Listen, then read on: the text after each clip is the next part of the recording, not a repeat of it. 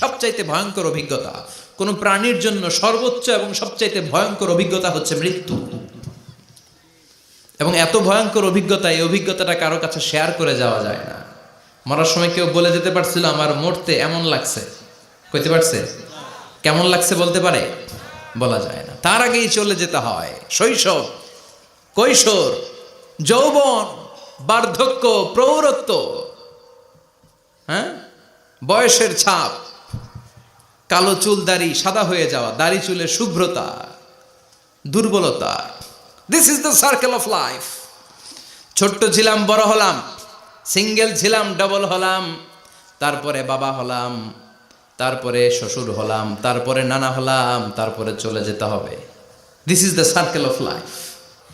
বিশ্বনবী বললেন আমারু উম্মতি মা বাইনা সিত্তিনা ইলা সাবঈন, আমার উম্মতের গড় বয়স হলো 60 থেকে 70। এই উম্মতের গড় বয়স কত? 60 থেকে 70। ওয়া আকাল্লুহুম মাইয়াজুজু জালিক, অল্প কিছু মানুষ আছে যারা 70-এর বেশি হায়াত পায়। এখানে 70-এর বেশি আছেন কারা? হাত তোলেন দেখি তো। কয়জন? একজন, দুইজন, তিনজন। মাশাআল্লাহ, আল্লাহ আরো হায়াত দেখ, আল্লাহ এদেরকে আরো হায়াত দারাজ করুক। চিল্লায় বলেন আমিন। তার মানে আমার উম্মতি মা বাইনা সিত্তিন ইলা সাবঈন, বিশ্বনবী বললেন এই উম্মতের গড় বয়স 60 থেকে 70, আর 70-এর বেশি হায়াত পাবে। ওয়া আকাল্লুহুম মাইয়াজুজু যালিক, 70-এর বেশি পাবে হাতে গোনা, গুনে বের করে ফেলা যায় একজন, দুইজন, তিনজন, বাকি সব 60-এর আগে নাই। ঠুস চিল্লা এখন ঠিক কিনা? বাংলাদেশের গড় হায়াত কত মানুষের? 60। বিশ্বনবীর কথার সাথে মিলে গেছে, চিল্লায় পড়েন সুবহানাল্লাহ। এই জন্য বিশ্বনবী বলেন এই যে মুরব্বীদের দাড়ি পাকে, এই যে রাস্তায় অ্যাক্সিডেন্ট হয়, এই যে ক্যান্সারে আক্রান্ত হয়ে লোকজন মারা যায়, তারপরেও কি টনক নড়ে না? এরপরেও কি বিবেকে ধরে না যে তোমাকে চলে যেতে হবে? আকসিরু যিকরা হাযিমিল লাযযাত, জীবনের সব স্বাদকে পানসা করে দেয় ওই মরণকে স্মরণ করো। মরণকে স্মরণ করলে জাহান্নাম বরণ করা লাগে না। চিল্লায় বলেন ঠিক কিনা? আবার আল্লাহ বললেন গোলাম, স্পেশাল একজন ফেরেশতা আমি মরণের জন্য সিলেক্ট করলাম, নাম মালাকুল মাউত। তাকে আমরা আজরাইল বলে চিনি। এই মালাকুল মাউত তার বাহিনী নিয়ে নির্ধারিত টাইমে গোটা বিশ্বের সব মানুষের রূহ কবজ করে। অন টাইম নাকি দেরি করে? মালাকুল মাউত আগেও আসে না, পরেও আসে না। সুবহানাল্লাহ পড়েন। সাইয়েদনা সুলাইমান আলাইহিস সালামের জামানাতে ওনার এক ওয়াজির ছিল, মন্ত্রী। ওই মন্ত্রীকে নিয়ে উনি বৈঠক করতেন। ওনার সময় উনি মালাকুল মাউতের সাথে বৈঠক করতেন। শুনতেছেন? আপনাদের মনোযোগ আছে তো? উনি বৈঠকে বসেছেন, মালাকুল মাউতও বসা, ওয়াজিরও বসা। হঠাৎ মালাকুল মাউত ওয়াজিরের দিকে বড় বড় চোখ করে তাকাচ্ছে। বড় বড় চোখ করে তাকানোতে ওয়াজির ভয় পেয়েছে। হঠাৎ মালাকুল মাউত চলে গেল। ওয়াজির বলে ও সুলাইমান আলাইহিস সালাম, এই যে লোকটা বড় বড় চোখ করে আমার দিকে তাকালো, এটা কে? সাইয়েদনা সুলাইমান বলে হাদা মালাকুল মাউত। যে বর্ণনাটা বলছি এটা হাদিস না, এটা হচ্ছে ইসরাইলিয়া, জিউস ট্র্যাডিশন। কোরআন হাদিসের সাথে কোনো দ্বন্দ্ব নাই, তাই বর্ণনা করা যাবে। বিষ্ণু বলেছেন বাল্লিগু আন্নি ওয়ালাউ আয়া, আবার বলেছেন ওয়া হাদিসু আন বনি ইসরাইল ওয়ালা হারাজ। বনি ইসরাইলের ট্র্যাডিশন বর্ণনা করো, জিউস ট্র্যাডিশন বর্ণনা করো, এতে কোনো সমস্যা নাই। ওয়াজির বলে ও সাইয়েদনা সুলাইমান, বড় বড় চোখ করে যে তাকালো লোকটাকে? সাইয়েদনা সুলাইমান বলে হাদা মালাকুল মাউত, এটা মৃত্যুর ফেরেশতা। ওয়াজিরের কলিজায় পানি নাই। এটা কি ফেরেশতা? শুনে তো পিলে চমকে গিয়েছে। কয় কি? মালাকুল মাউত তো আমার চিনে ফেলাইছে, বাড়ি চিনে ফেলছে, আমার খবর আছে। সাইয়েদনা সুলাইমান আলাইহিস সালাম জিনদেরকে দিয়ে কাজ করাতেন, মেঘমালাকে দিয়ে কাজ করাতেন, বিশাল সিংহাসন নিয়ে পৃথিবীর প্রাচ্য থেকে পাশ্চাত্যে ঘুরে বেড়াতেন। সাইয়েদনা সুলাইমানকে ওয়াজির বলে ও সুলাইমান, মেঘমালাকে আদেশ করে দেন, আমি আর এই ফিলিস্তিনের ভূখণ্ডে থাকতে চাই না। আকাশের মেঘমালার উপরে আমারে বসিয়ে দেন, আর বলে দেন আমারে নিয়ে যেন আকাশের মেঘমালা হিন্দুস্তানের ওই দূর পর্বতে রেখে আসে। আকসা আল হিন্দ, হিন্দের সবচেয়ে দূরবর্তী জায়গায় যেন আমার রেখে আসে। সাইয়েদনা সুলাইমান বললেন আকাশের মেঘ যাও, আমার ওয়াজিরকে নিয়ে হিন্দুস্তানের একটা উপদ্বীপে রেখে আসো। রেখে আসা হলো। কিছুক্ষণ পর মালাকুল মাউত সাইয়েদনা সুলাইমানের কাছে হাজির। সাইয়েদনা সুলাইমান বললেন, ও মালাকুল মাউত কই ছিলা? কই একটু আগে হিন্দুস্তান থেকে আপনার ওজিরের রুহু কবজ করে আসছি। সুবহানাল্লাহ পড়েন। এটা আবার কেমন কথা, তুমি ওইখানে গেলা কেন? কয় রব্বুল আলামিন কিছুক্ষণ আগে আমার কাছে পায়গাম পাঠিয়েছে, যাও সাইয়েদনা সুলাইমানের ওয়াজিরের রুহুটা কবজ করো। কবজ করার জায়গা হলো হিন্দুস্তানের উপদ্বীপ। কোন জায়গায়? মালাকুল মাউত এসে দেখে সুলাইমান নবীর সাথে মিটিং করে। ওয়াজির কার সাথে মিটিং করে? সুলাইমান নবীর সাথে। কিন্তু ফরমানে লেখা রুহু কবজ করতে হবে কোথায়? হিন্দুস্তানে। সুবহানাল্লাহ কইবেন না? এই জন্য বড় বড় চোখ করে আমি তাকিয়েছি আর মনে মনে ভাবলাম টাইম তো নাই, কারণ মৃত্যু তো অন টাইমে হতে হয়, এখনই ওর রুহু কবজ করতে হবে। কেমন করে ওইখানে যাবে আমি জানি না, আমি আগে চলে যাই। মালাকুল মাউত চলে গেল, যে দেখে ওই জায়গায় ওয়াজিরও হাজির।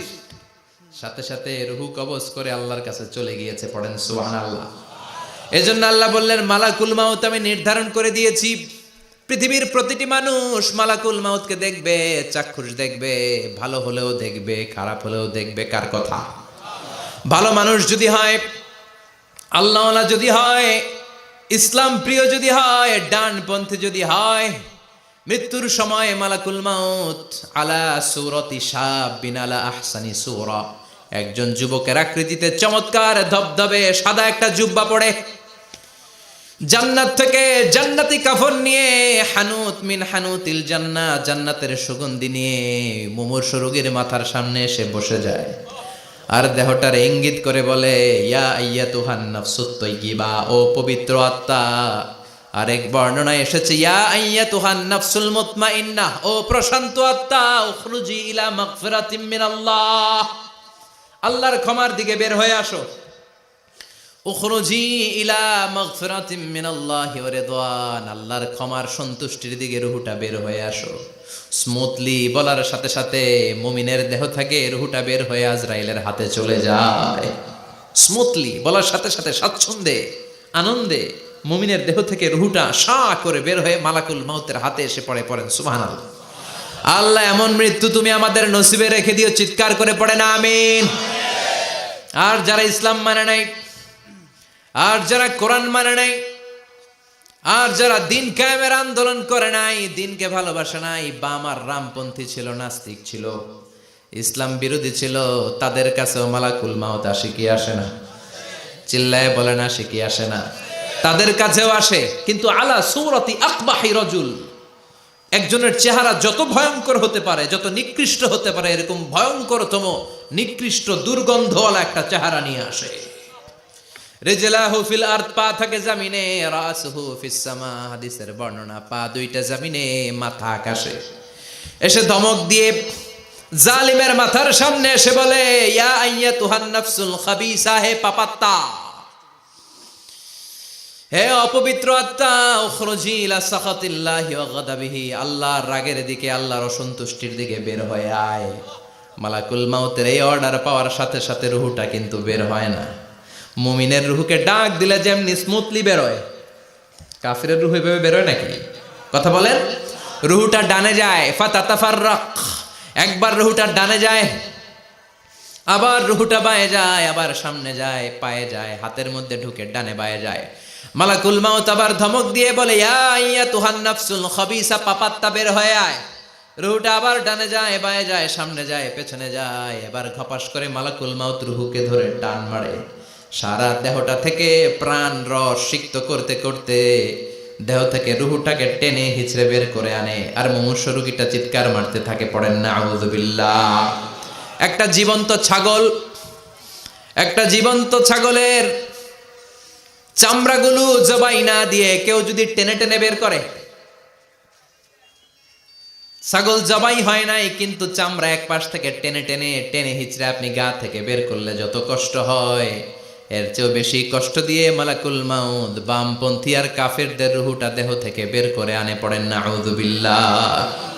আমাদের রুহুটা যেন আল্লাহ, মুমিনদের রুহু আপনি যেভাবে কবজ করান, ওইভাবে যেন আমাদের রুহুটা বের হয়ে আসে। আর জোরে পড়েন আমিন। এজন্য আল্লাহ বললেন, বাল তুসিরুনাল হায়াতাদ দুনিয়া ওয়াল আখিরাতু খায়রুন ওয়া আবকা, পাগলের মতো মোহাচ্ছন্ন হয়ে এই দুনিয়াটার পেছনে ছুটে বেড়াও। এই দুনিয়া আসল নয়, আখেরাত হলো আসল। চিল্লায় বলেন ঠিক কিনা? অস্থির, আমরা অস্থির, আমরা ব্যস্ত দুনিয়ার লোভে আর মোহে পড়ে আমাদেরকে যে মরতে হবে, চলে যে যেতে হবে, এটা ভাবার সময় আমাদের নাই। চিল্লাই কোন ঠিক কিনা? এজন্য বলা হয় মুতু ক্বাবলান তামুতু, মরার আগে একবার মরো। হাসিবু ক্বাবলান তুহাসাবু আলাইক, তোমার হিসাব কিয়ামতের দিন করার আগে তুমি তোমার হিসাব করো। জীবনে কি কি পাপ করেছি আমি জানি, আমার চেয়ে ভালো কেউ জানে না। চিল্লায় বলেন ঠিক কিনা? কি কি অন্যায় করেছি আমার হৃদয়ের মধ্যে কথাগুলো আছে না নাই? পৃথিবীর কেউ না জানলেও আমি জানি কি জানি না। এজন্য হাসিবু ক্বাবলান তুহাসাবু আলাইক, তোমার হিসাব বসার আগে নিজে হিসাব করো কি কি করলা। আসল মরণের দিন শটান হয়ে তো শুয়ে পড়ো ভাই, মরার আগে আরেকবার মরো। মরার আগে আরেকবার কি করবেন? কথা বলেন, মরার আগে কি করতে হবে? হঠাৎ একদিন বিছানায় শটান হয়ে শুয়ে যান, চক্ষুটা বন্ধ করেন, ভাবেন মরে গিয়েছেন। এই তো মালাকুল মাউত চলে এসে রুহুটা নিয়ে গেল। আত্মীয় স্বজন চিৎকার চেঁচামেচি শুরু করে দিল, কান্নার রোল পড়ে গেল চারদিকে। মাইকের মধ্য দিয়ে, মসজিদের মাইকে অ্যানাউন্স হয়, অমুক এলাকার নিবাসী অমুক ভাই আমাদের মধ্যে দুনিয়ায় নাই, তার জানাজা হবে এশার নামাজের পর। সবাই এসে রুহের মাগফিরাত করেন। সবাই আপনারে দেখতে আসবে, কেঁদে কেঁদে লোকজন আপনারে কবর দিতে আসবে। চিল্লায় বলেন ঠিক কিনা?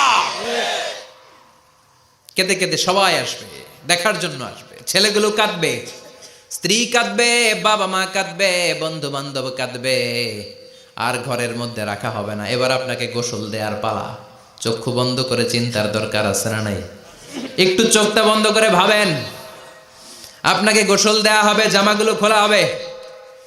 এত টাকা দিয়ে যে দামি গোসলখানা টাইলস লাগিয়ে ঘরে বানালেন, আপনার শেষ গোসলটা কি ওই দামি গোসলখানায় হবে? লাশ যেখানে ধোয়া হয় ওই জায়গায় ধোয়া হবে। আপনাকে কাফন পরানো হবে। আপনার কলিজার টুকরা ছোট বাচ্চাটারে বলা হবে, আব্বু দেখে যাও তোমার বাবারে শেষবারের মতো দেখো। আপনার বাবা মা শেষবারের মতো একটা নজর দিয়ে আপনার চেহারাটা দেখে নিবে। বন্ধু বান্ধবরা শেষবারের মতো একবার আপনারে দেখে নিবে। জানাজার জায়গায় নেওয়া হবে। হবে না এই ঘটনাটা আমাদের? হ্যাঁ, হবে কি না? হাজার হাজার মানুষ শেষ বিদায় দেওয়ার জন্য আসবে। চারটা তাকবীর দিয়ে ইমাম নামাজ শুরু করবে। আল্লাহু আকবার, আল্লাহু আকবার, আল্লাহু আকবার, আল্লাহু আকবার বলে নামাজ শুরু করবে। নামাজ শেষ, এবার পালকিতে করে কবরে যাওয়ার পালা। আহা, যেতেই হবে, যেতেই হবে। পালকিতে করে লোকজন নিতে শুরু করবে। কবরস্থানের ওই জায়গায় যেখানে মানুষ বছরে মানুষ না মরলে যায় না, ওই গহীন নিঝুম কবরস্থানে ঢুকানো হবে। পালঙ্ক থেকে নামিয়ে আপনার জন্য করে রাখা আগ থেকে কবরটার মধ্যে শুইয়ে দেয়া হবে। উপরে বাঁশ দিয়ে ছাউনি, শেষবারের মতো সবাই দেখে বাঁশের ছাউনির উপরে মাটি চাপা দিবে। ঠিক কিনা? চলে যাবে সবাই, কেউ নাই, অন্ধকার, শুধু অন্ধকার। এই অন্ধকার যেন শেষ হতে চায় না। এই ঘটনা ঘটবে না আমাদের? কথা বলেন, ঘটবে কিনা? এজন্য মরার আগে এগুলো চিন্তার দরকার আছে না নাই? মরার আগে আরেকবার মরার দরকার আছে না নাই?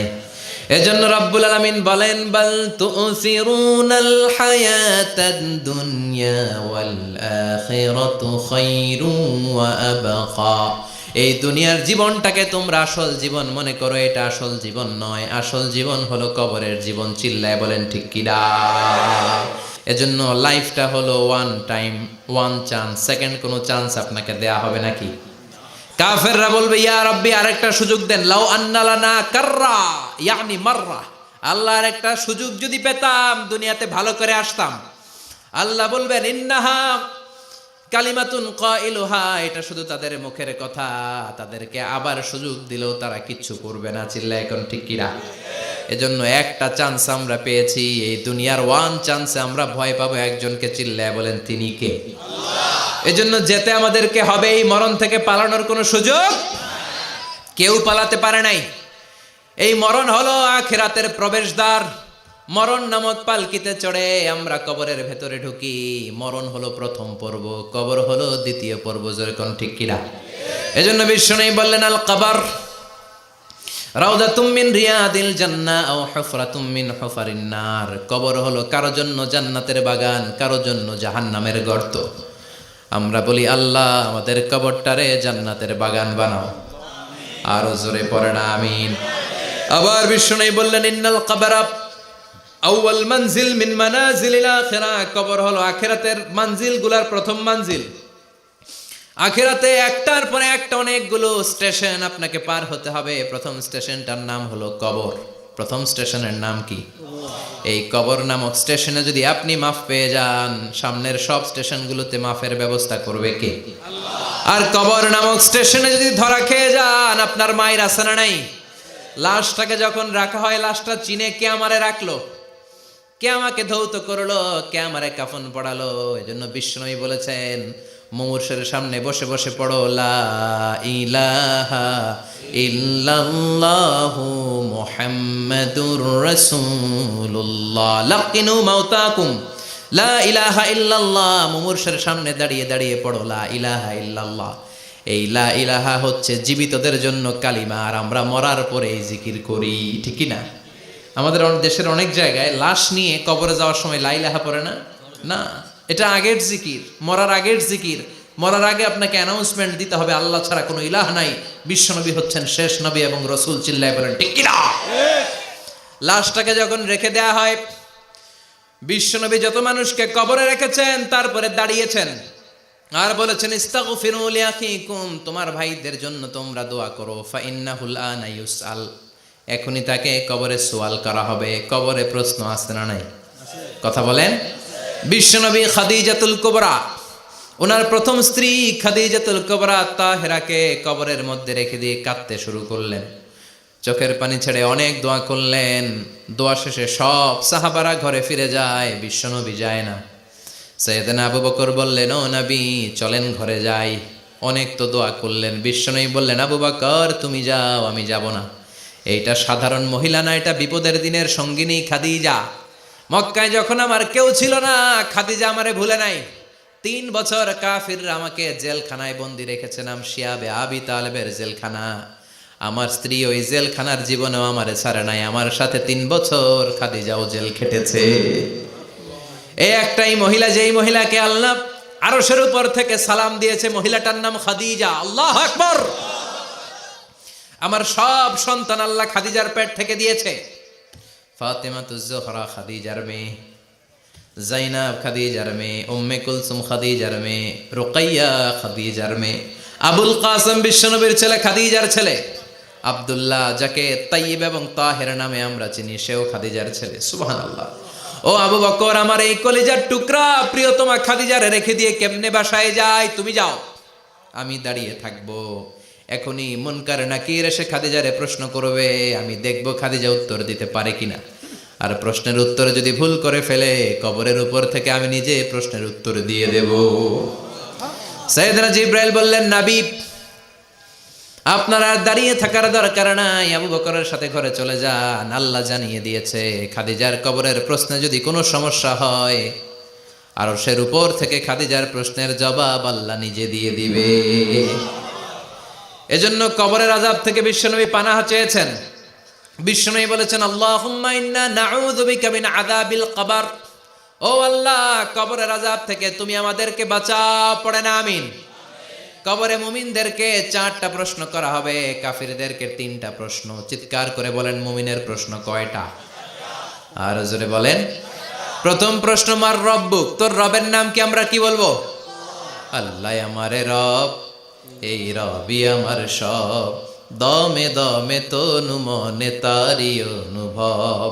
আল্লাহ আমারে রব, এই রবি আমার সব। পড়েন আমিন। দ্বিতীয় প্রশ্ন, আমার দিন, উত্তর দিনের নাম কি? ধর্মের নাম কি? তৃতীয় প্রশ্ন, আমান হাদার রাজুল, এই লোকটাকে কে? আমরা বলবো মুহাম্মদ সাল্লাল্লাহু।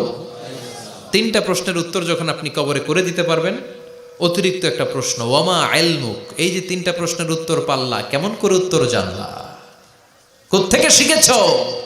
নকল করে আনছো কাফনের কাপড়ে? পরীক্ষার হলে নকল আছে না নাই? হাতে নকল আছে না? পায়ে নকল, মোজার ভিতরে নকল আছে না নাই? মোবাইলে নকল আছে না নাই? নকল থেকে আল্লাহ তুমি বাঁচাও। আরো আসতে কোন আমি। কিভাবে জানলা? কেমন করে? 3টা প্রশ্নের উত্তর শিখলা। What is the source of your knowledge? তথ্যসূত্র কি? আপনাকে বলতে হবে আমি যেই কিতাবটা থেকে শিখেছি কিতাবটার নাম কি? চিল্লায় বলেন কি নাম? এই কিতাবটা হলো কোরআন। আপনাকে বলতে হবে কোরআন থেকে আমি শিখেছি, বিশ্বনবীর হাদিস থেকে আমি শিখেছি। 4টা প্রশ্নের উত্তর যখন পারবেন, ফেরেশতারা বলবে আহলান সাহালান, খোশ আমদেদ, কংগ্রেচুলেশন, বাহ বাহ, তুমি তো চমৎকার পেরেছো। ফায়ুফসাহু লাহু কবরুহু 70 যিরাআন, মুমিন বান্দার কবরটা 70 হাত লম্বা করে দেয়া হবে। ইফতাহু লাহু বাবুন ইলাল জান্নাত, জান্নাতের দিকে তার কবর থেকে একটা দরজা বানিয়ে দেয়া হবে। জান্নাতের সুঘ্রাণ ঠান্ডা বাতাস এসে তার কবরের ভিতরে ঢুকতে শুরু করবে। ইলবাসু লিবাস মিন আহলিল জান্নাত, জান্নাতীদের পোশাক তার গায়ের মধ্যে পরিয়ে দেয়া হবে। আল্লাহু আকবার। আর বলা হবে নাম কানাউমিল আরুস, বাসর রাতে বর যেমনি কনেকে নিয়ে ঘুমিয়ে যায়, তুমিও একটা ঘুম দাও। আলহামদুলিল্লাহ পড়ে মুমিন বান্দা আনন্দের একটা ঘুম দিবে। ইসরাফিলের সিংগার আওয়াজ ছাড়া পৃথিবীর কোনো কিছুই তার আগে ঘুম ভাঙতে পারবে না। আল্লাহ আমরাও যেন সেদিন কবর একটা মজার ঘুম দিতে পারি, তুমি তৌফিক দাও। জোরে পড়েন আমিন। এবার বামপন্থী নাস্তিক আর কাফেরদের পালা, ইসলাম বিদ্বেষীদের পালা, আলেম ওলামাদের শত্রুদের পালা, ইসলামকে যারা বিজয়ী শক্তি হিসেবে মানতে পারে নাই তাদের পালা। চিল্লায় এখন ঠিক কিনা? ওদেরকেও একই প্রশ্ন, রব কে? ওরা বলবে আমি জানি না। আমাদের উত্তর আল্লাহ। ওরা বলবে আমি কিচ্ছু জানি না, আমি সব ভুলে গেছি, আমার মাফ করে দেন, আমি কিছুই জানি না। তবে আমি ইসলাম বিরোধীদের সাথে চলতাম, যারা ইসলাম রে বাস দিত আমি তাদের সাথে স্লোগান দিতাম। এরকম ডাকাইত আছে না নাই? দ্বিতীয় প্রশ্ন, আমা দিন, তোমার ধর্মের নাম কি? কয় আমার ধর্ম নাই, আমার ধর্ম কর্ম নাই, আমি খালি দুনিয়া কে মজা লেলো, দুনিয়া তোমারই হ্যায়, আমি খালি দুম্মা চলে দুম। আছে না নাই? আমি শুধু মৌজ মাস্তিতে ব্যস্ত ছিলাম, আমার দুনিয়া নাই, দিন নাই, আখেরাত নাই, রবকে আমি জানি না, ধর্মকে জানি না। ইসলাম বিরোধী রাজনীতি আমি করতাম, মাও সেতুংয়ের রাজনীতি, কার্ল মার্কসের রাজনীতি, বুশের রাজনীতি, ডোনাল্ড ট্রাম্পের রাজনীতি, বামপন্থীদের রাজনীতি। চিল্লা এখন ঠিক কিনা? কোনো ধর্ম নাই। এই লোকটাকে চিনো কিনা বলো। বিশ্বনবীর চেহারা দেখিয়ে বলা হবে এই লোকটাকে, কয় জানি না। এরে আমি মানতাম না, এরে আমি গালে দিতাম। এরকম জাহান্নামের নরকীট আর পিতৃ পরিচয়হীন জারদ সন্তান বাংলার দেশেও আছে না নাই? এই মহামানবটাকে গালি দিয়ে পৈশাচিক আনন্দ পায়। পত্রিকায় লিখে, ব্লগের মধ্যে লিখে, ইন্টারনেটে কার্টুন বানিয়ে বানিয়ে পৈশাচিক ফুর্তি করে। এগুলো জাহান্নামের কীট, এগুলো জারদ সন্তান, বাপ মায়ের ঠিক নাই। চিল্লা এখন ঠিক কিনা? আমার নবীরে যারা গালি দেয় এগুলোর বাপ মায়ের ঠিক আছে? এগুলোর কোনো গোড়া আছে? এগুলোর কোনো শেকড় আছে? এগুলো আগাছা। চিৎকার করে বলো ঠিক কিনা? বলবে আমি জানি না। ফেরেশতারা বলবে দাঁড়া, আমরা জানি। তোর সাথে কেমন আচরণ করতে হবে আমাদেরকে ট্রেনিং দিয়েছে কে? এবার শুরু হবে মাইর। কি শুরু হবে? কথা বলেন, মাইর। ফায়ুদরাবু বিমা তারিকা মিন হাদিদ, লোহার হ্যামার দিয়ে শুরু হবে মাইর। এক একটা হ্যামারের বাড়িতে মাথাটা ফেটে চূর্ণ বিচূর্ণ হয়ে যাবে, দেহটা জামিনের ভেতরে 70 গজ ডুবে যাবে, দেবে যাবে। ওর চিৎকারে কবরস্থানটাও থারথার করে কাঁপবে। আবার জামিনকে বলা হবে ইলতাইমি, চাপা দে।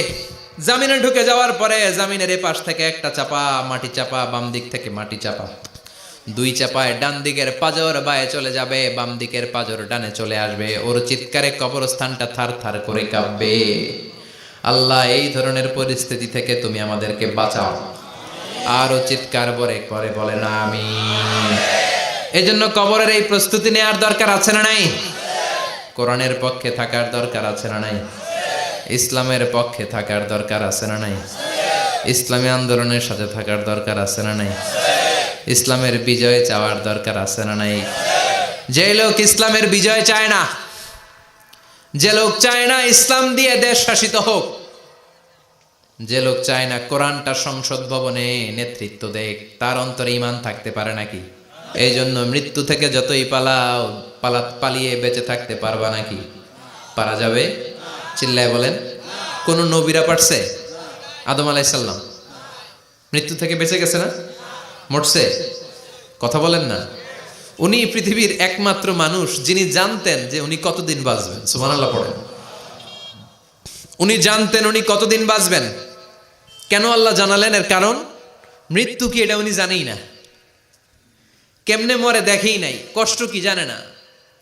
আমরা আমাদের দাদাকে মরতে দেখেছি, বাবাকে মরতে দেখেছি, মামাকে মরতে দেখেছি, মরণের কত কষ্ট আমরা দেখি, এজন্য ভয় আছে না নাই? আদম আলাইহিস সালামের দাদা আছে নাকি?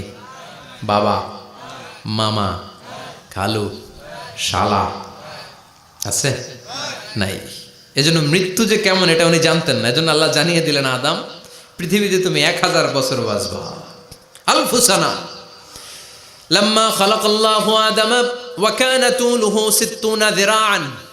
বুখারীর বর্ণনা, সাইয়েদনা আদম আলাইহিস সালামকে বানানোর পরে আল্লাহ 60 হাত লম্বা বানালেন। কয় হাত? জোরে বলেন, আরো জোরে। 60 হাত লম্বা। এরপরে ওনার ঔরসে পৃথিবীতে যত নারী আসবে, পুরুষ আসবে রুহের জগতে, সবগুলো রুহুকে বসিয়ে দিলেন বৈঠকে। সুবহানাল্লাহ। বিশাল কনফারেন্স রুম। আমরাও ছিলাম না? আমাদের রুহুটাও ছিল। সাইয়েদনা আদম বললেন, আল্লাহ এরা কারা? আল্লাহ বললেন, আদম এগুলো সব তোমার সন্তান। সাইয়েদনা আদম অবাক দৃষ্টিতে, অপলক নয়নে নিজের সন্তানদের রুহগুলো দেখতেছিলেন। দেখতে দেখতে হঠাৎ একটা রুহুকে ভালো লেগে গেল। বললেন, আল্লাহ এটা কার রুহু? আল্লাহ বললেন, এটা দাউদ আলাইহিস সালামের রুহু। পড়েন সুবহানাল্লাহ। আল্লাহ এটাকে দেখতে বড় ভালো লাগে, কার রুহু? এটা তোমার ছেলে নবী হবে, নবী দাউদের রুহু। কাম উমরুহ, আল্লাহ দুনিয়াতে সে কয়দিন বাঁচবে? আল্লাহ বললেন, 40 সানা, 40 বছর। কয় বছর? সবাই বলেন, কয় বছর? 40 বছর। সাইয়েদনা আদম বললেন, মাবুদ আমার এত সুন্দর কলিজার টুকরা সন্তান দাউদ আলাইহিস সালামকে দুনিয়াতে মাত্র 40 বছর আপনি কেন দিলেন? আল্লাহ প্রথম মানুষ এবং নবী হিসেবে আপনার কাছে ফরিয়াদ করি, আমার ছেলে দাউদের বয়স বাড়ায়া দেন। আল্লাহ কয় না, হাদা কদ কুতিবা, এটা লেখা হয়ে গেছে। রুফিআতিল আকলাম ওয়া জাফফাতিস সুহুফ, লিখে ফেলছি, কলম শুকায় গেছে, কালি শুকায় গেছে, এটা চেঞ্জ করা যাবে? সাইয়েদনা আদম বললেন, আল্লাহ আমি বাঁচমু কয় বছর? কয় তুমি থাকবা কয় বছর? আলফু সানা, 1000 বছর। মনে আছে? আল্লাহ আমার 1000 বছরের দরকার নাই, আমি আমার 1000 বছর থেকে 60 বছর আমার ছেলে দাউদরে আমি দিয়ে দিলাম। আদম আলাইহিস সালামের 1000 বছর থেকে 60 বছর যদি দান করে দেয়, ওনার আর কত রইল? 940। আর 60 বছর যদি দাউদ নবীর 40 বছরের সাথে যোগ দেয়া হয়, উনি পেলেন কয় বছর? 100। সাইয়েদনা আদম পৃথিবীতে আসলেন, এসে থাকতে শুরু করলেন। দিন গড়িয়ে রাত আসে, মাস গড়িয়ে বছর আসে, বছর যায় বছর আসে। ঠিক 940 বছর পর মালাকুল মাউত আদম আলাইহিস সালামের কাছে আসলেন। বললেন, আনা মালাকুল মাউত উকিলা বিকুম, আপনাদের জন্য আল্লাহ আমাকে বানিয়েছে রূহ কবজ করতে। ও আদম, আবুল বাশার, পৃথিবীর প্রথম মানব, প্রথম নবী, আপনার সময় শেষ, রেডি হন। কি হন? খেলা শুরু হবে, এখনই রূহ কবজ করে নিয়ে যাব। সাইয়েদনা আদম বলে, এখন আসছো কেন? আমার আরো 60 বছর বাকি আছে। মালাকুল মাউত বলে, না, আপনি রূহের জগতে আল্লাহর কাছে আপনার সন্তান দাউদকে কয় বছর দিয়েছিলেন? 60 বছর। এজন্য 940 বছর আপনার জন্য লেখা। আমি এখন আপনার রূহ কবজ করতে চাই। সাইয়েদনা আদম বলে, আমি মানি না, আমি কাউরে দেই নাই 60 বছর, আমি দেই নাই, আমি আরো বাঁচব, আমি আরো বাঁচবো, 60 বছর আমি বাঁচবো, আমি কি দেইটাই নাই। মিয়া যাও।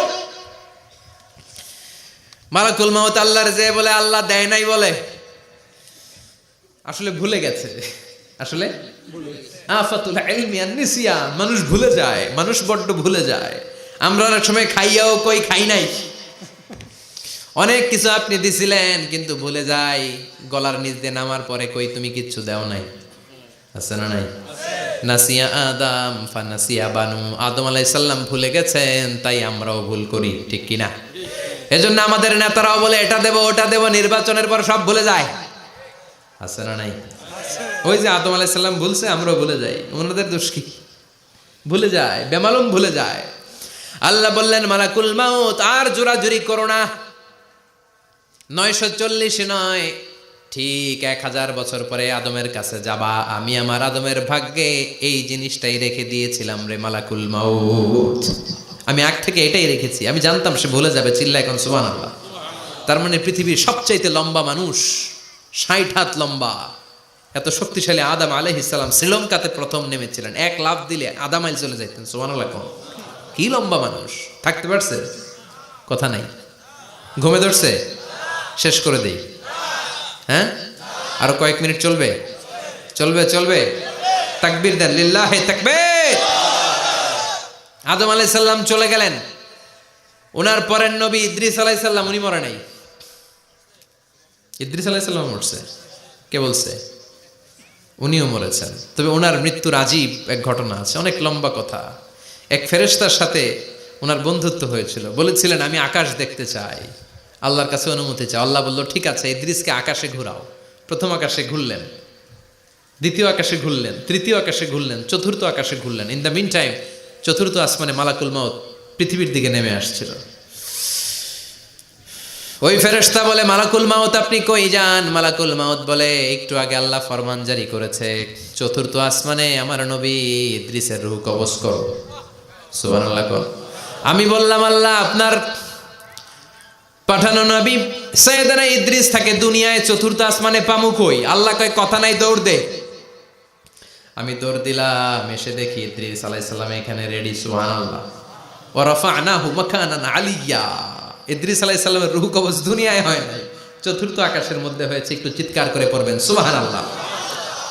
এরপরে সুলাইমান আলাইহিস সালাম, উনি তো মরে নাই। মরছে? উনি জিন চালাইতো, উনিও মরবে? শক্তিশালী একজন নবী ছিল। উনি মালাকুল মাউতকে বলেছিলেন মালাকুল মাউত আমার মৃত্যুর সুয়াইয়া, সামান্য কিছু আগে আমারে বইলো, আমার একটা কাজ আছে। মালাকুল মাউত মৃত্যুর কিছু সময় আগে এসে বলল সুলাইমান টাইম ইজ আপ, সময় শেষ, অল্প কিছু সময় বাকি, কি করবেন করেন। সাইয়েদনা সুলাইমান জিনদেরকে ডাকলো, ও জিনেরা, বিশাল একটা প্রজেক্ট আছে, প্রজেক্টে কাজ শুরু করো। আর কিছু জিনকে বলল চারদিকে গ্লাস ফিটিং করা একটা রুম বানাও। সাইয়েদনা সুলাইমান আলাইহিস সালাম গ্লাস ফিটিং করা রুমের ভেতরে ঢুকলেন। এই রুমে ঢুকার দরজা নাই, হাতে একটা লাঠি নিলেন। কি নিলেন?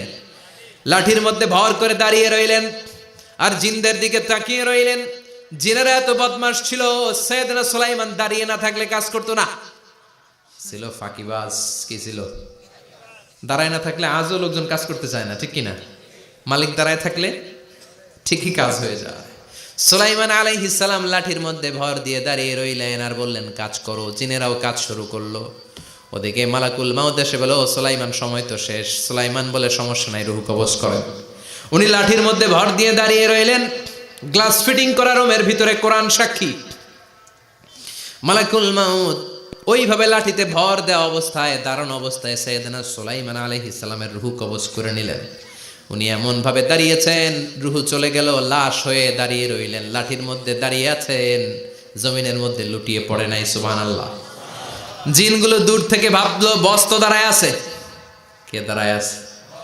জিনেরা মনে করছে বস দাঁড়ায় আছে, কাজ করতে হবে। করতে করতে পুরা প্রজেক্টের কাজ শেষ। ইন দ্য মিন টাইম ঝিঝি পোকা, উই পোকা, যেই পোকা কাঠ খেয়ে ফেলে, এই কাঠ খাওয়ার পোকা সুলাইমান আলাইহিস সালাম লাঠির ভেতরে ঢুকে লাঠিও খেয়ে ফেলেছে। সাইয়েদনা সুলাইমান আলাইহিস সালাম ধপাস করে জমিনে পড়েছে। আর জিনেরা কয় হায় হায়, খালি খালি কাম করছে এতদিন। সুবহানাল্লাহ কইবেন না? সুলাইমান আলাইহিস সালাম বাঁচতে পারে নাই, চলে গেলেন। মুসা আলাইহিস সালাম মরছে? উনি মরবে কেন? উনি তো খালি মারে। মরছে? এক থাপ্পড়ে ফেরাউনের বাবুর্চি নাই। মুখের আগে হাত চলতে কয়েকজন, এর মধ্যে মুসা আলাইহিস সালাম আছে না নাই? মালাকুল মাউত মানুষের আকৃতিতে অনুমতি না নিয়ে ঘরের ভেতরে ঢুকে গেল। ঢুকে বলে আনা মালাকুল মাউত, আমি মৃত্যুর ফেরেশতা। তো কি চাও? জিতু আন আকবাদা রূহাক, আপনার রূহ কবজ করতে আসছি। কিন্তু মুসা আলাইহিস সালাম দেখতেছেন দিব্যি একজন মানুষ, কি দেখে? আবার সালাম দেয় নাই, অনুমতি নিয়েও ঢুকে নাই। অমিয়া অনুমতি নিয়ে ঘরে ঢোকার দরকার আছে না নাই? মুসা আলাইহিস সালামের মেজাজ বড় গরম। উনি বললেন কি করবি? কয় আপনারে মারমু। কয় এদিকে আয়। মালাকুল মাউত মনে মনে ভাবে এতদিন সব মানুষগুলো আমারে দেখলে দিত দৌড়, আজকে মনে হয় আমারে দিতে হবে দৌড়।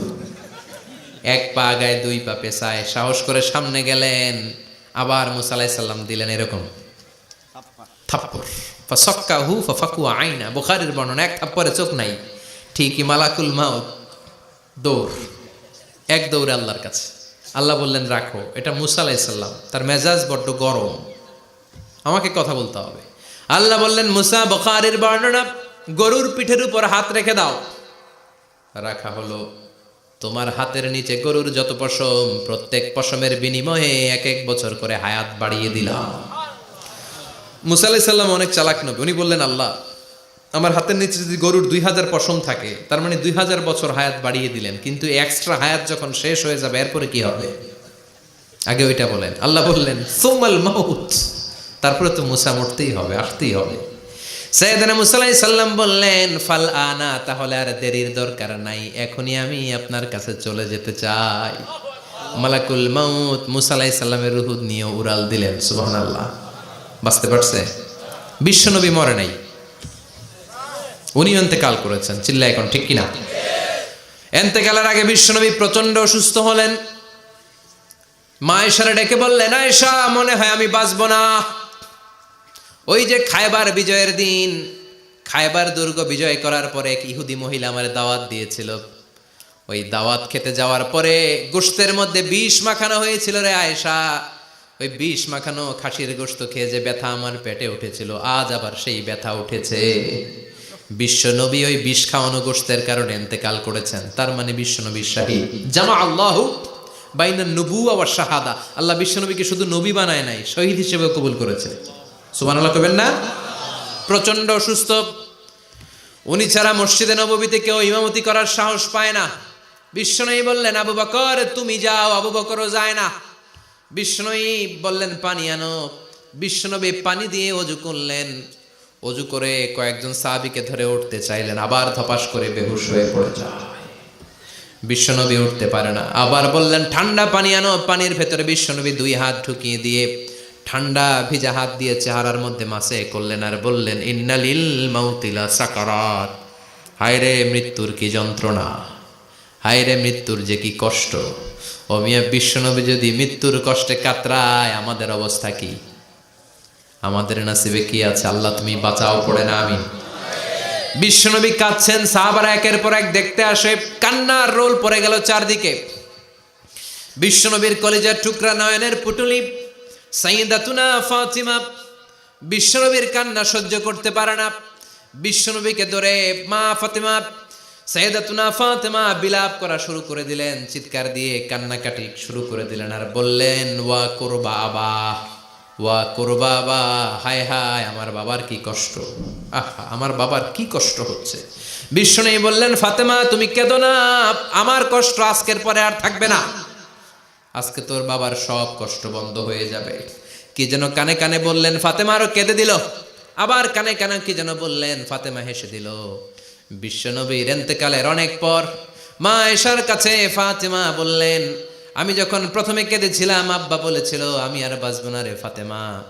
আবার কানে কানে একটা কথা বলার পরে হেসেছিলাম, আব্বা বলেছিল আমার পরে আমার পরিবার বর্গের মধ্য থেকে সর্বপ্রথম তোমার সাথে আমার দেখা হয়ে যাবে রে ফাতেমা।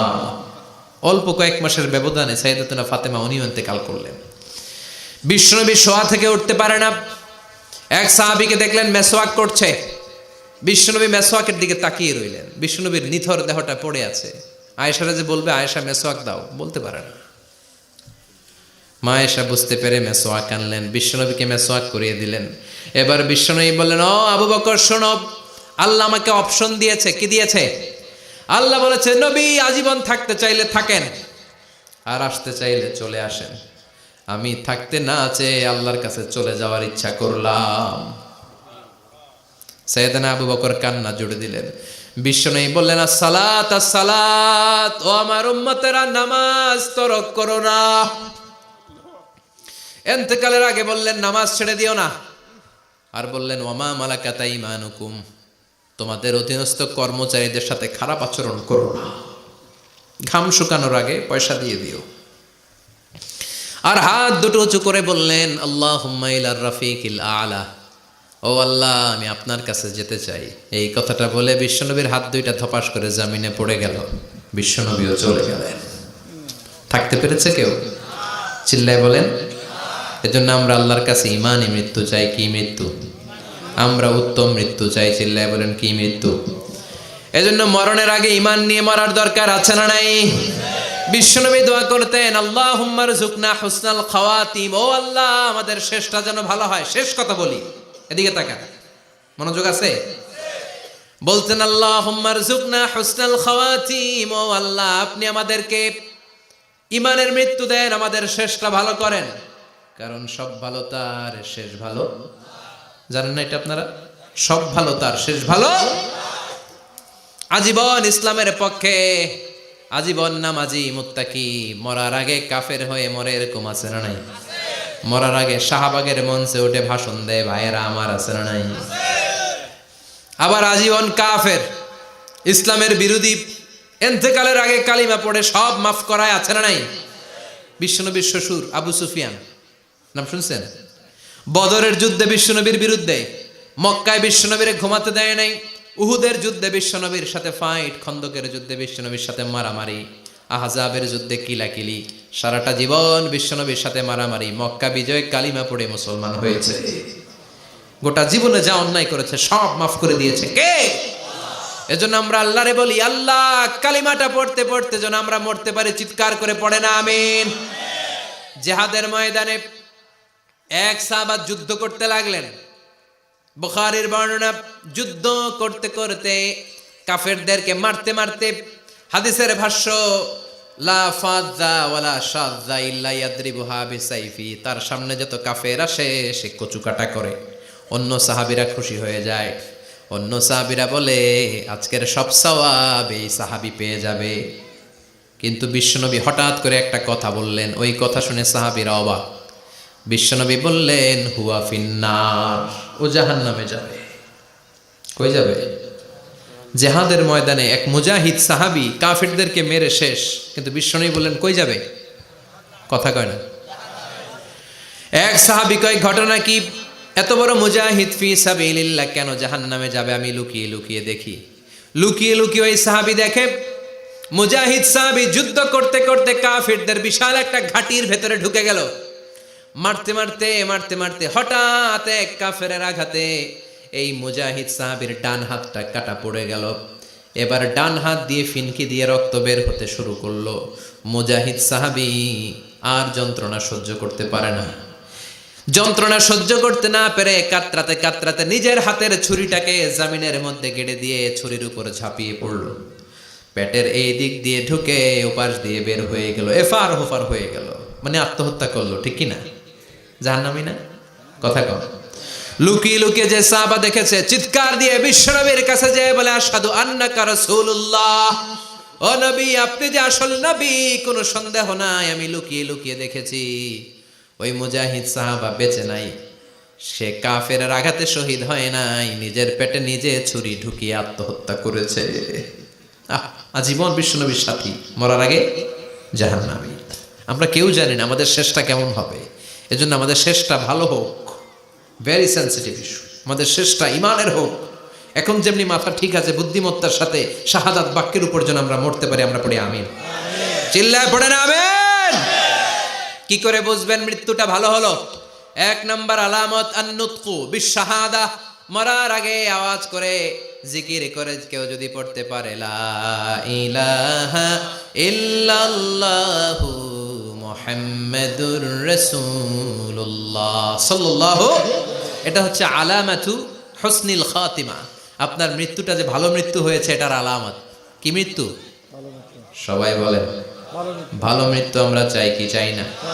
ভালো মৃত্যুর এক নাম্বার আলামত কালিমা পড়ে যদি মরতে পারে। বিশ্বনবী বলেন মান কানা আখিরু কালামিহি লা ইলাহা ইল্লাল্লাহ, যে ব্যক্তির সর্বশেষ কথাটা হবে, বাক্যটা হবে লা ইলাহা ইল্লাল্লাহ, দাখালাল জান্নাহ, সে জান্নাতি হয়ে যাবে। সুবহানাল্লাহ পড়েন। এরপরে বিশ্বনবী বললেন আল মুমিনু ইয়ামুতু বিজাবি ইরকিল জাবিন, মুমিন যখন মারা যায় তার কপাল ঘেমে যায়। সুবহানাল্লাহ পড়েন। হাত ঘামে না, পা ঘামে না, মুমিনের কপাল ঘামে। সুবহানাল্লাহ। এজন্য কেউ মারা গেলে কপালের মধ্যে হাত দিবেন, দেখবেন ওই ঘামের মধ্যে একটা জান্নাতি ঘ্রাণ আছে। সুবহানাল্লাহ। আল্লাহ, আমরা যখন মরে যাব আমাদের কপালটা যেন এরকম ঘেমে যায়। আমিন পড়েন আর জোরে আমিন। আল মুমিনু ইয়ামুতু বিআরাকিল জাবিন, মুমিন মারা গেলে তার কপাল ঘামে। কপাল ঘামলে বুঝতে হবে এটা ভালো মৃত্যু, ইমানি মৃত্যু। চিল্লায় বলেন ঠিক কিনা? এরপরে বিশ্বনবী বললেন ফি লাইলাতিল জুমা, জুমার রাতে যদি মরে, আও ফি শাহরি রমাদান, কিংবা রমজান মাসে যদি মরে, আও ফি সাফারিল হজ, কিংবা হজের সফরে যদি মরে। বাংলার জমিন থেকে অনেক হাজিরা হজ করতে যায়, অনেকে ওইখানে যে আরাফাতের ময়দানেও মারা যায়, এরকম হাজি আছে না নাই? খুশনসিব, এটা খুশনসিব। আলহামদুলিল্লাহ পড়েন। এরপরে বিশ্বনবী বললেন মাউতু শাহাদা, আল্লাহর রাস্তায় জিহাদ করে কালেমার বাণীকে উপরে তুলে ধরার জন্য কেউ যদি শাহাদাতের পেয়ালা পান করে, শাহাদাতের মৃত্যুর চাইতে ভালো মৃত্যু আর হতে পারে? শাহাদাতের মৃত্যুর চাইতে শ্রেষ্ঠ মৃত্যু আছে নাকি? কথা বলেন। আমরা শহীদ হতে চাই কি চাই না? শাহাদাতের তামান্না যেই মুমিনের অন্তর নাই, অন্তরের ভেতরে নাই, ওই লোক কি মুমিন হতে পারে নাকি? মান সাআলাল্লাহ শাহাদা, বিশ্বনবী ফরমান, যে ব্যক্তি আল্লাহর কাছে শাহাদাতের মৃত্যু চায়, বাল্লাগাহুল্লাহু মানাজিলাশ শুহাদা ওয়া ইন মাতা আলা ফিরাশিহি, কেউ যদি আল্লাহর কাছে শাহাদাত অন্তর থেকে কামনা করে, রব্বুল আলামিন ওই ব্যক্তিকে শাহাদাতের মর্যাদায় নিয়ে যাবেন, যদিও সে বিছানায় পড়ে পড়ে মারা যায়। বিছানায় পড়ে মারা গেছেন, কিন্তু অন্তরে কামনা ছিল আল্লাহ আমার তুমি শহীদ হিসেবে কবুল করো। শহীদদের কাতারে আপনারা দাঁড় করায় দিবে কে? ওমরে ফারুক বলতেন আল্লাহুম্মা রযুকনা শাহাদাতান ফি সাবিলিক, ও আল্লাহ আপনি আমারে আপনার রাস্তায় শহীদ হিসেবে কবুল করেন। ওয়ারযুক মাউতি ফি হারামি রাসূলিক, পৃথিবীর কোন শহরে মরতে চাই না, বিশ্বনবীর শহর মদিনা শহরে আমার মৃত্যু কবুল করেন। ওমরে ফারুক কই মরছে? কথা কও। ফজরের জামাতে ইমামতি করতে গিয়েছেন, মাওলাল মুগীরা আবু লুলু আল মাজুসি, মাওলাল মুগীরার আঘাতে অ্যাসাসিনেটেড বাই মুগীরা, স্টেবিং করেছে। এখানে 3টা আঘাত করেছে, একটা এখানে, একটা পাজরে, একটা নাভির মধ্যে, নাভি কেটে 2 ভাগ। ওনাকে খাবার দেয়া হলো নাবিজ, দুধ মাখানো নাবিজ। ওই নাবিজের দুধ নাভি দিয়ে বের হয়ে যায়। উনি বললেন কে মেরেছে আমাকে? বলল অগ্নি উপাসক। শুকরিয়া করে বললেন আল্লাহ আমারে কোনো মুসলিম মারে নাই, কোনো মুমিন মারে নাই। উনি বেহুশ ছিলেন, হুশ ফিরে সবাই রে বললেন আসল্লান নাস, ফজরের যেই নামাজটা আমার ইমামতিতে শুরু হয়েছে 1 রাকাতের পর আমাকে মারা হলো। এবার আমাকে বলো আমার নেতৃত্বে যে নামাজটা শুরু হয়েছে নামাজটা ঠিক মতো হয়েছে কিনা? সুবহানাল্লাহ। আমারে কে মারলো? কে তোমাদের খলিফা হবে? কি হবে আমার আব্দুর রহমানের আব্দুল্লাহর? এগুলো নাই। প্রথম কথা ছিল মানুষরা নামাজটা পড়েছে কিনা। সুবহানাল্লাহ। এজন্য শাহাদাতের তামান্না সবচেয়ে বড় তামান্না। চিল্লায় বলেন ঠিক কিনা? এরপর বিশ্বনবী বললেন মুরাবিতান ফি সাবিলিল্লাহ, মুসলিম রাষ্ট্রের পাহারা দেয় যারা, বর্ডার গার্ড। আমাদের দেশের বর্ডার গার্ডের কি বলে? আগে বিডিআর ছিল, এখন বিজিবি। আমার বিজিবির ভাইয়েরা না খেয়ে না পড়ে শীতের রাতে দেশ পাহারা দেয়। বিএসএফ এর গুলিতে যদি মারা যায় এটা শহীদ। সুবহানাল্লাহ। এর চেয়ে শ্রেষ্ঠ মৃত্যু আর হতে পারে? এরপরে আল মাউতু আলা আমালিন সালেহ, কোন ভালো কাজের উপর মরণ। নামাজে সেজদা দিয়েছে, সেজদা অবস্থায় অনেকে চলে যায়, এরকম আছে না নাই? তাহাজ্জুদের যায় নামাজে মরণ দিও প্রভু আমায়, একামতে দিনের কাজে কবুল করে নিও আমায়। পড়েন আমিন। তাহাজ্জুদের যায় নামাজে যেন আমাদের মরণ হয়, পড়েন আমিন। রোজা অবস্থায় মারা যাওয়া, নেক আমল অবস্থায় মারা যাওয়া, এগুলো হচ্ছে আলামাত হুসনিল খাতিমা।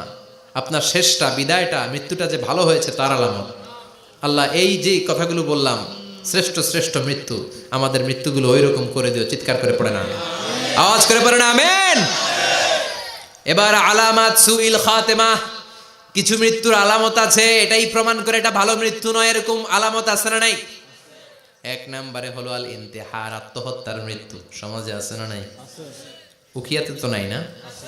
এদিকেও মরে, কি জন্য, কেন মরে? হ্যাঁ, বয়ফ্রেন্ড গালি দিছে এই জন্য? হ্যাঁ, মান কাতালা নাফসাহু বিশাইইন উযযিবা বিহি ইয়াউমাল কিয়ামা, যে জিনিস দিয়ে যে যাকে মেরেছে, আত্মহত্যা করেছে, সুইসাইড করেছে, কিয়ামতের দিন ওই জিনিস দিয়ে সে তাকে মারবে, এটাই হবে তার শাস্তি। ওড়না পেঁচিয়ে যারা আত্মহত্যা করলো ওর শাস্তি ওড়না পেঁচানো। বিষ খেয়ে যারা মারা গেল তার শাস্তি জাহান্নামের বিষ খাবে আর চিৎকার করবে। ছুরি ঢুকিয়ে যারা মারা গেল জাহান্নামের আগুনে ঝলসানো ছুরি শুধু ঢুকাবে। আল্লাহ আত্মহত্যা থেকে বাংলাদেশে বাঁচাও, আমাদের ছেলে মেয়েগুলারে বাঁচাও। চিৎকার দিয়ে বলেন আমিন। আত-তাআক্কুদ ফিল লিসান ফিলা ইলাহা ইল্লাল্লাহ, আজীবন কালেমা পড়ে নাই, আজীবন কালেমারে বাস দিয়েছে, এখন মরার সময় সবাই কয় কলমা পড়েন, কলমা পড়েন। এখন পড়তে চায় মাগার মুখ দিয়া বাইর হয় না, আছে না নাই? এরকম ডাকায় তুখিয়াতে নাই, কলমা পড়তে পারে না, আটকায় যায়, মরে গেছে। এই মৃত্যুটা কি ভালো কথা বলে? ফি হালাতি শুরব, অনেকে মদ খাইতে খাইতে মরে, আছে না নাই? জুলুম করতে করতে মরে, আছে না নাই? অন্যের জায়গা দখল করে মরে, এরকম আছে না নাই? ফি হালাতি ইরতিকাবিল কাবায়ের, যে কোনো কবিরা গুনাহ করা অবস্থায় যদি মারা যায় এটা খারাপ মৃত্যু, অপমৃত্যু, এটা জান্নাতি মৃত্যু নয়। চিৎকার করে বলেন ঠিক কি না? এরপর ফি সাখাতিল ওয়ালিদাইন, বিশ্বনবী বললেন কোন ছেলে যদি মারা যায় এমন অবস্থায় মা বাবা তার উপর রাগান্বিত, এটা ভালো মৃত্যু? কথা বলেন। পৃথিবীর চেয়ে, গোটা পৃথিবীর বুকে মায়ের চেয়ে আপন কেউ আছে নাকি? এই মায়ের মনে কষ্ট দিয়ে ওই অবস্থায় যদি মারা যায় এই মৃত্যুটা অনেক খারাপ। চিল্লায় বলেন ঠিক কিনা? এজন্য মায়ের সাথে খারাপ আচরণ করবেন নাকি? কথা বলেন। যার মা নাই সে জানে মা না থাকার কি জ্বালা, ঠিক কিনা? যখন রাত্রি নিঝুম এই চোখে ঘুম, একলা শুধু ঘরে, তোমায় মনে পড়ে মাগো, তোমায় মনে পড়ে। যখন রাত্রি নিঝুম এই চোখে ঘুম, একলা শুধু ঘরে, তোমায় মনে পড়ে মাগো, তোমায় মনে পড়ে। এজন্য মায়ের দোয়া সবচেয়ে বড় দোয়া। মা রেগে আছে, মা বদদোয়া দিয়েছে, বাবা বদদোয়া দিয়েছে, বাবা আপনার উপর অসন্তুষ্ট, ওই অবস্থায় ছেলে মরলে এটা কি ভালো মৃত্যু? এরপরে স্বামী যদি নাখোশ থাকে স্ত্রীর উপর, স্বামী যদি স্ত্রীর উপর রেগে থাকে, অসন্তুষ্ট থাকে, ওই অবস্থায় স্ত্রী যদি মারা যায় এটাও খারাপ মৃত্যু। চিল্লায় বলেন এটাও খারাপ মৃত্যু। এরপরে লাউ ফারিহাল মুসলিমুনা বিমাউতি, কোন লোক মারা গেলে যদি এলাকার মুসলমানরা খুশি হয় এটা কি ভালো মৃত্যু নাকি? কোন লোক মারা গেলে এলাকার মুসলমানরা যদি আল্লাহর শুকরিয়া করে এটা কি ভালো মৃত্যু নাকি? আমরা কি ভালো মৃত্যু চাই নাকি খারাপ? আমরা শাহাদাতি মৃত্যু চাই, ইমানের মৃত্যু চাই। পড়ে না আমিন। এজন্য রব্বুল আলামিন বলেন বাল তুসিরুনাল হায়াতাদ দুনিয়া ওয়াল আখিরাতু খায়রুন ওয়া আবাকা, ক্ষণস্থায়ী দুনিয়াটাকে তোমরা বড় মনে করো, এটা বড় না, বড় হলো আখিরাতের জীবন। এজন্য আখিরাতের জীবনের জন্য প্রস্তুতি দরকার, আছে না নাই? মরণ হচ্ছে সবচেয়ে বড় প্রস্তুতি, মরণের চিন্তা। মান কানা ওয়াইদান ফাল মাউতু ইয়াকফি, যে নিজেকে সোজা করতে চায় মৃত্যুর চিন্তাই তার জন্য যথেষ্ট। আজকের এই আলোচনার পরেও কি আমাদের টনক নড়বে না? আজকের এই কথাগুলোর পরেও কি মৃত্যু নিয়ে আমরা ভাববো না? আজকের আলোচনার পরেও কি আমার হিসাব শুরু হওয়ার আগে আমি একটু নিজের হিসাব কষে নিব না? আল্লাহ আমাদের সবাইকে কথাগুলো বুঝার ও আমল করার তৌফিক দান করুক। আমরা পড়ি।